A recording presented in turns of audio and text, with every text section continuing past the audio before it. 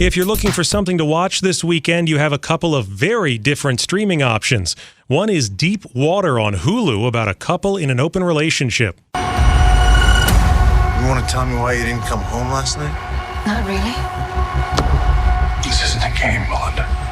It's always been a game.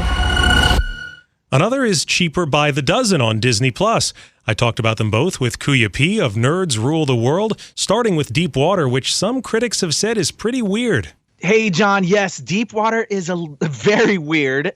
It's brought to us from Adrian Lin, is the director, known for those 80s, 90s erotic thrillers like Fatal Attraction and Decent Proposal that was rampant during the 80s and 90s. And then I think Adrian's last film was Unfaithful, and it's been like a 20-year gap from those previous films. And so back with Deep Water. Very interesting. It's about an open couple with Ben Affleck and Ana de Armas. And in reality, they actually fell in love on set, but now they're not together anymore. But it's about an open relationship. Ben is an inventor. Anna plays his wife, and she is out on the town with boyfriends. And what happens if that open relationship closes and people start dying? Those boyfriends start dying. And that's kind of like the mystery there. But I recommend it because it's one of those films that, it's again from those 80s, 90s that a lot of people were into those kind of like erotic thrillers.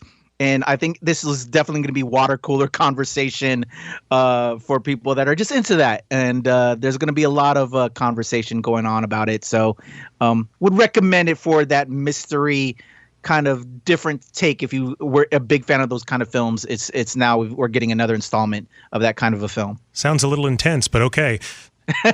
Yeah. Completely different, something for the family, Cheaper by the Dozen. Tell us about that one.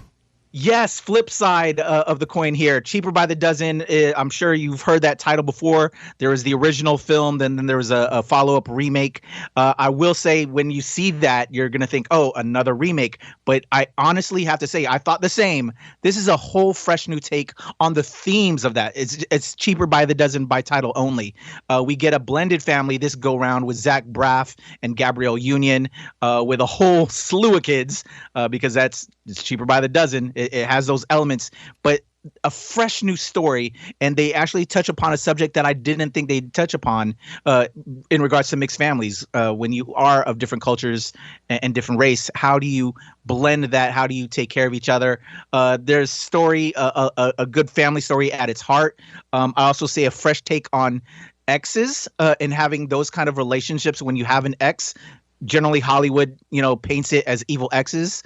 So I don't want to spoil too much there, but that isn't the case here. So I love that we're getting a new kind of family dynamic. And this film is completely for the whole family. A lot of laughs and a lot of heart. Kuya P of Nerds Rule the World on Skype.